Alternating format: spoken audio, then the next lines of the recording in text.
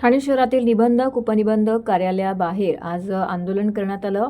निबंधक उपनिबंधक कार्यालय ठाणे येथे उपनिबंधक किशोर मांडे आणि सहाय्यक उपनिबंधक अविनाश भागवत यांच्या विरोधामध्ये जुलमी खासगी सावकार आणि वित्तीय संस्था यांच्या विरोधात निषेध धरणे आंदोलन करण्यात आलं।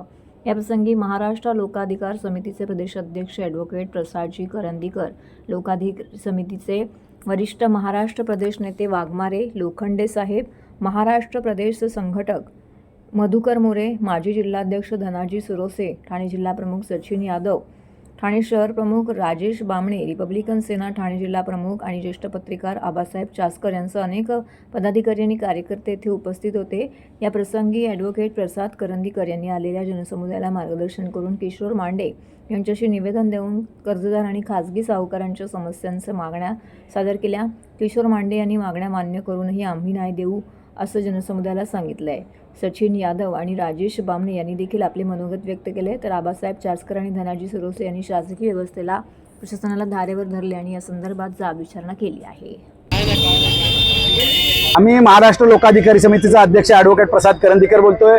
खाजगी सावकारी आणि बेकायदेशीर वसुली अधिकाऱ्यांच्या चाललेल्या कारवाया याचा निषेध म्हणून आज आम्ही या ठिकाणी आंदोलनाला आलेलो आहोत। यापूर्वी वेळोवेळी आम्ही निवेदने दिलेली होती, तक्रारी दिलेल्या होत्या, पण त्या तक्रारीनंतर देखील या निबंधकांच्याकडनं काही सकारात्मक कारवाया झालेल्या नाहीत, गैरकारभार करणाऱ्यांवरती कारवाया झालेल्या नाहीत, त्यांना पाठीशी घालण्याचं काम झालेलं आहे। त्याचा निषेध म्हणून आज आम्ही आलेलो आहोत। म्हणून आम्ही आज काळ्या फितींवर भागवलेलं आहे, पण यानंतर नुसत्या काळ्या फितींवर भागणार नाही, त्या पुढची आज काय सांगत नाही, पण त्यानंतर याच्यापेक्षा उग्र आंदोलन करावं लागेल आणि तुम्हाला तुमची जागा दाखवावी लागेल।